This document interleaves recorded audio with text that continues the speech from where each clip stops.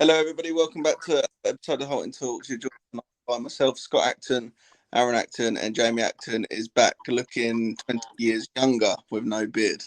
Yeah, it feels that. Don't worry about that. I've gone from looking homeless to looking like primary school kid. Yeah, well, whatever. You both all right? Yeah, I'm good, mate. How are you? Not bad. Thanks. Not bad. Still, I'm sitting on the floor, so because I'm still in the process of moving, so it's not ideal, but it is what it is. Right, let's get straight into it. Liverpool 2, Villa 0. Where did it go wrong? Who wants to kick it off first? Go on, Aaron. Where did it go wrong? It's hard to. I thought the first 20 minutes we were all right, and I thought if we had scored in them first 20 minutes, it might have been a different game. But it's just silly mistakes, and Liverpool have been their own threat this season from long balls, and we didn't really do many long balls. So I just felt the whole game planning overall wasn't great, and it doesn't help with Martinez doing a silly pass, and then Torres doing another silly pass for their second goal. Jay, you want to elaborate on that? Yeah, well, it doesn't help with Martinez doing a silly pass and Torres doing a silly pass, does it?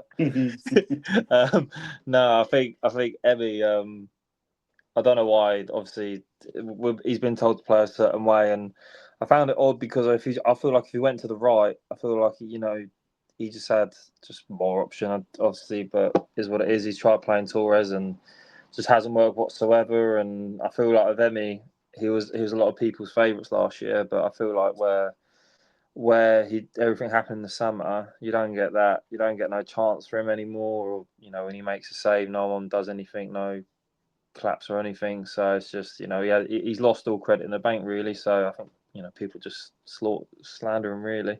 And then actually the second one, I was watching it on the stream and it cut out. So then when I clicked back on it, I see Gravenberch celebrating. And I was like, for fuck's sake, here we go again. And it was just a bad game in general, won't lie to you. Going back to that first goal, I don't know if you've seen the picture from sort of behind Salah, whereas it looks like Emmy can't actually see Salah, and it looks So like I did, the ball's actually going to Digny, not Torres. I don't know how true that picture tells. I don't know if you've seen it, Scott. No, I haven't. I can't. There's basically a picture where Salah's behind Ekatite, whatever his bloody name is. Yeah, Ekatike. And from where Emmy's stood, he can't see Salah.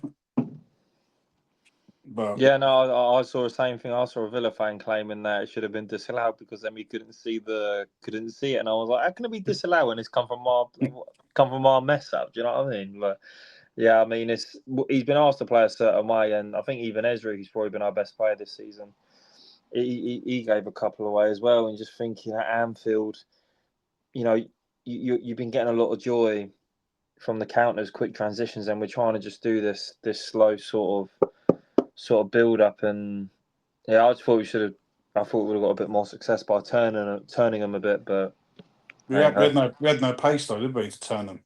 I guess so, yeah. But it's just that's where that's where teams have been getting their success against Liverpool. It's even just like Conor Bradley and Kanate on their right hand side. Like you should be getting at that. I mean, they're in my opinion they're bang average players. But it is what it is. I feel like Liverpool at Anfield's a free hit. You're not expected to win or get anything. The thing that frustrated me was, I don't know if you saw, obviously we were on top and Rodgers was getting a lot of joy in the first 15 minutes, and then they seemed to push Van Dijk up to mark him. So it left a massive gap behind Van Dijk, which we never exploited. Even from like if Emmy did a long ball, it wasn't going in that massive hole for Ollie to run into. I just reckon, on the whole, looking at the whole picture, our game plan was wrong. Yeah, I mean, if we go back into kind of chronological order, if Rodgers scores in the first 5 minutes when he hits the post, it's a completely different game. Catch the opportunity as well. Yeah, I actually thought up until the Salah goal, we actually were in. It was a good game, and we were in the game. And yes, we've given them chances, baiting them for the press. The time that we got through the press, we then created opportunities, which again, yes, could we have gone longer probably, but the times that we got through, it definitely opened up chances for us. I just want to touch on two players now. One is Gesond, who I just think he's had a lot of chance compared to some of the new signings, and he just offers nothing going forward at the moment. Defensively, yes, and I think he's helped Cash. And the second one, and I see some stuff on social medias about who, again, just didn't really. But I'll back that up and say he played well against Man City the week before. Who wants to? Let's say gets on first. It's weird. It's like you said, defensively, I think he's ideal, but the position he plays, he's not a winger. But obviously, he played all of last season up front, didn't he? So obviously, he's been put out to the wing, but he just doesn't offer us. I don't see how. When Sancho come on, it was completely different to when he was on the pitch. For me, Sancho should be, whether it's Anfield or not, or we're playing Wolves, Sancho should be starting ahead of him, in my opinion. But we don't see what goes on in training every day, do we? So, but for me, yeah, from what I've seen of him so far, he's not up to the standards where we should be bringing in players like that. Yeah, Jay, what do you think? Yeah, I mean, similar to what Azzy said, I feel like defensively he does offer a lot. Out of any of our wingers, probably even if you can count McGinn as a winger, even including him, I feel like his defensive work rate is probably the best out of anyone. I feel like defensive abilities, he's probably the best one. He's such a willing runner going towards his own goal. But it's just he just offers nothing offensively, and it's strange because a lot of the fans from last season were saying that from his club in France, or were saying that he carried him throughout the whole entire season, and the stats back it up. I think he plays striker and he dropped into 10 at times. Even he played a couple of games on the right as well, but it's just like, for whatever reason, whether it's just trying to find that time to adapt to Emery's system, I'm not sure, but he just doesn't seem to have that edge about him at all, really. I'm hoping it's a thing of, new country. I can't remember in his interview if he actually speaks the language or not. I can't remember, but let's just say new country, new language. He's trying to, get used to the league, etc. It's just, sometimes it takes players the second season to really kick on. But yeah, it's frustrating spending that money, getting excited, and not whenever he gets on the ball, you think, if he can just keep hold of it, it'll be okay. Whereas for a player like that in that position, you want to get bums off seats, but it's just complete opposite to that at the minute. Yeah, and I mean, do either of you agree with my point on Ollie? I think he just needs a goal. He's lacking in confidence. Like I said, against Man City, the way he worked their defence, you couldn't have asked for any more. But I think he just needs, even it's just like a little scrappy tapping. He just needs that goal, and for what he's done for us in the last few seasons, I think we've got to stick with him. But I do think if the money's there, we do need a backup striker rather than keep playing Marlon up there on his own. But yeah, for me, we've just got to stick with him, I'm afraid. But what he's done, like I said, what he's done for us the last few years, he's got credit in the bank for me anyway. Yeah, I'm not debating that he's got credit in the bank. I just feel like, especially the second half, and you could throw quite a few into the category. I just felt like we went with, in a whimper, really. We didn't. First half, we were bang up for it, but the second half, we just seemed to like we couldn't. It's like we had a defeatist attitude to it. We've conceded a shit goal. The second goal, they didn't have to do much to burn it, but at 2-0 down, did we even create anything after that? I think other than Sancho, No, not really. Ireland didn't really do it. Barkley looked okay in fits and spurts, but I think the point I was thinking, and I'll get your take on it, and I think I said it on the WhatsApp group, I feel Kamara and Onana are a good double pivot if you're in the game, or if you've gone 1-0 up and you can keep the lead. When you're chasing, and that's why I was shocked that he took off Ollie and took McGinn, because I would have changed on that double pivot. So I mean, I know we're missing Tielemans, but do you think that's a problem that if we go a goal behind, that them two aren't progressive enough going forward? Do you know what? Do you know what I think our problem is when we go down?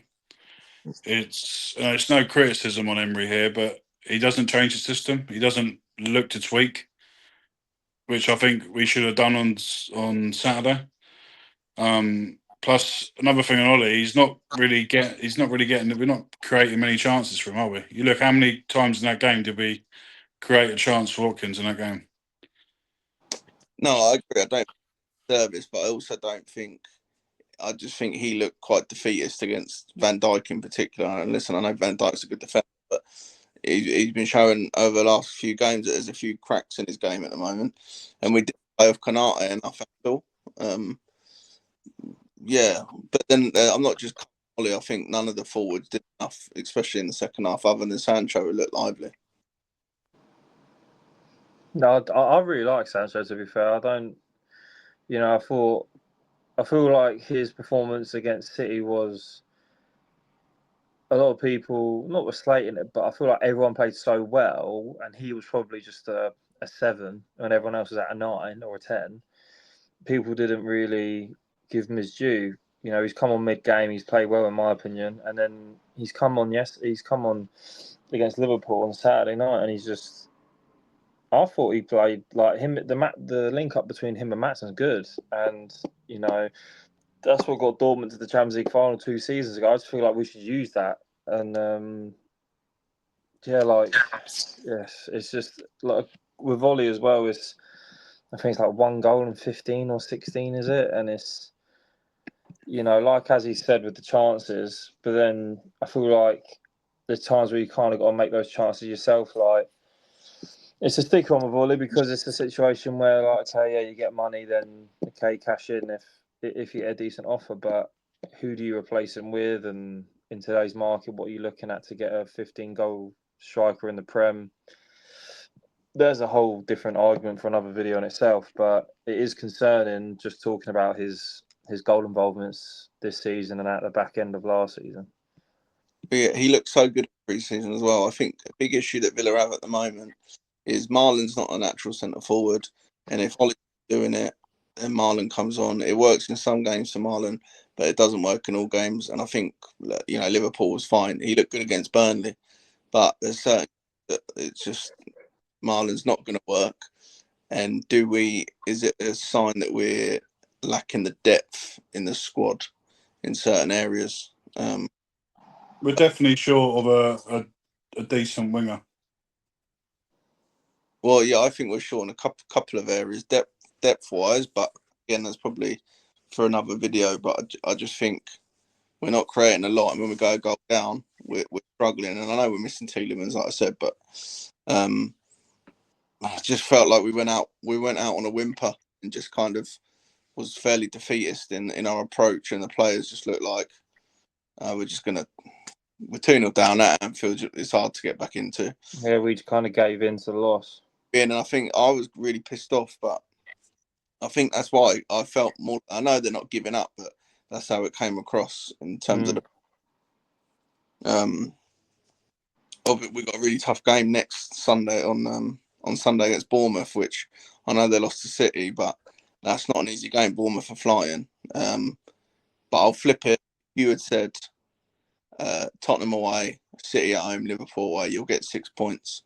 I think majority of the fan base would have said we'll take 6 points. So from that respect, fine. I think we're sitting 11th in the table. The table's still pretty close. But I feel like we've got to get back to winning ways against Bournemouth on Sunday. Yeah, the most annoying thing for me is it's so tight up there. You think if we had won Saturday, we'd be joint second. Yeah. When we won, we'd have been joint second. So it's so tight out there. Bournemouth actually played quite well against City as well. They were just very open at the back when they were attacking. Yeah. Well, I only saw the highlights of it, and I did see Haaland's goals were fairly easy for him to get in. But we'll talk more about Bournemouth after the game Thursday. Do you want to touch any more on Liverpool before we move on to the game Thursday? No, I'm right, to be fair. Has it? No, I'm good, mate. Okay. Right, Thursday, back to Europa League, home game against Maccabi Tel-Aviv. I think I'm saying that right. I think between the three of us, we don't actually know much about them. They're second in their league, played 8, won 6, drawn 2, undefeated. But in the Europa League, they're near the bottom, haven't won any of the 3 games, drawn and lost 2. Obviously, a lot has been of the game because of the stuff going off the pitch, and time and place for us to have our say on what we feel is right or wrong in regards to that. There isn't going to be any away fans, which probably gives Villa a huge advantage. Are you both just thinking we need to return back to winning ways after the Go Ahead Eagles game, and just it's all more about the result and just getting out there with 3 points on the board? Yeah, I think so. We need 3 points to give us confidence going into Sunday, plus obviously 3 points to try and finish in them top places in Europa League. I did see their highlights of their last match. They didn't really offer much from what I saw in the highlights. Like I said, I don't really know much about them. But yeah, whether there be any changes not to the team, I don't know. I'm hoping Sancho will get a chance from the start with Maatsen at left back. But yeah, hoping for a win. I don't really, performance wise, I think just get a 3 points and move on. Yeah, I mean, it would be quite nice to even go with a Sancho and Elliott and maybe a Rodgers, or rest Rodgers and start Elliott and Sancho. I think the Lindelof experiment in the Go Ahead Eagles game at right back didn't work. I would rather he played Bogard maybe at right back, and if you play Lindelof, then rest Consta, and go that way. Obviously, Mings looks like he's done his hamstring, so you'd imagine Torres will start anyway. And then Maatsen, maybe Bezo in for Emmy. Jay, what do you think for Thursday? I think we'll win regardless. No matter where we play, Lindelof and goal or up front, we should be winning. Yeah, I think, just on the whole away fans thing, I think from a personal standpoint, I think politics shouldn't be involved in football whatsoever. I feel like a lot of people try get it involved because there's so many eyes on it, but football gets ruined when you bring politics into it. There's just no point. I mean, even now when players take the knee, you've got people booing it, you've got people clapping it, so you get nothing from it, in my opinion. So that's a little bit on that. I don't know much about Maccabi Tel Aviv whatsoever.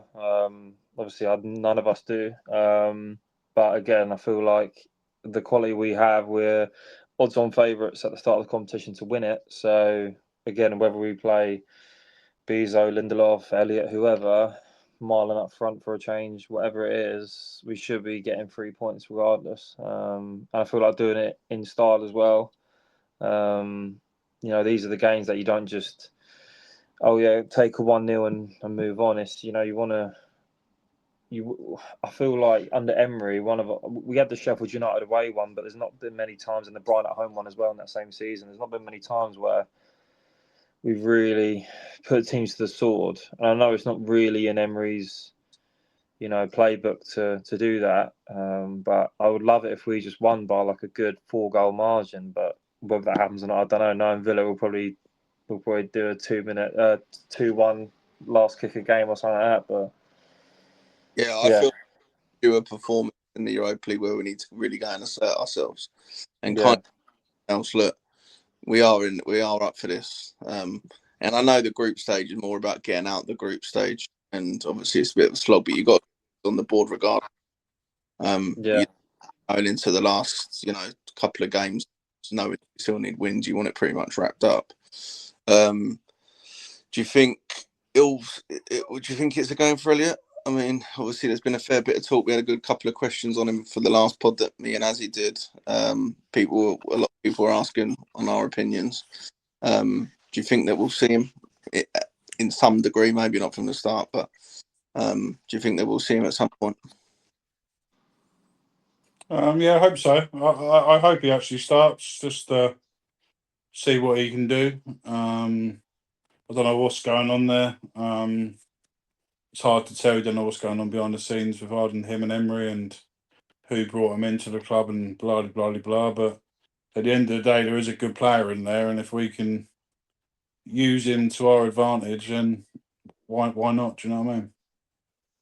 Yeah, and the only other thing I would say is, would you be tempted to start Ollie just because he, like I said, he definitely needs a goal, even if you just gave him an hour to try and build up a bit of confidence, or would you just say, right, you're having a rest and go with Marlon? I'll start Ollie, just to try and get him that goal. So I feel once he gets that one goal, he'll be back with confidence. So I'll be starting Ollie on Thursday if it was me. Jay? Yeah, I'm the same. I'll be starting Ollie. I feel like, again, hopefully get a goal or two, even an assist or two, and kick on from there. Like I said, he should have a field day. All our players should have a field day on Thursday, whoever plays, and I'd personally go with Ollie. I would. Yeah, well, I mean, yeah, I think I would be tempted to start both of them, to be fair, and then go with maybe a Watkins, Marlon, Ed, Sancho front four, if it was me, but we'll have to wait and see. Before we finish up with the routinely quiz, score predictions for Thursday. 3-0 Villa. Yeah, Joe? 4-0. Both going for a clean sheet. Do you know what? I don't actually think we'll win 4-0. I'm just saying that to back up my point that I feel like we need a big result. In my heart, I'm thinking Cheeky 1-0. scrape it 1-0. Yeah, 1-0 off McGinn's arse or something. I'm going to go big and say 5-1. Oh. And put it out there now. Ollie hat-trick. You're brave. Right, I don't know if you watched the last one, Jay, but Azzy's got his new little segment at the end where he does a little quiz for us, and I'm winning 6-0 so far. You weren't here last time, Joe, so yeah, Scott's 6-0 up. So All right, seems fair. no, I'm joking. We're starting fresh now, so whenever there's all three of us together, I'll ask you both a question. We keep the score and see who the winner is. So this week you get 5 guesses each. Obviously you get a point if you get one right, but I want the last 10 Aston Villa permanent captains. Can you? So sorry. Do we take it in turns to guess which? Take it in turns, and if they have been the last 10, you get a point, and then that would go on to next week. Okay. So it's up to you two who wants to go first.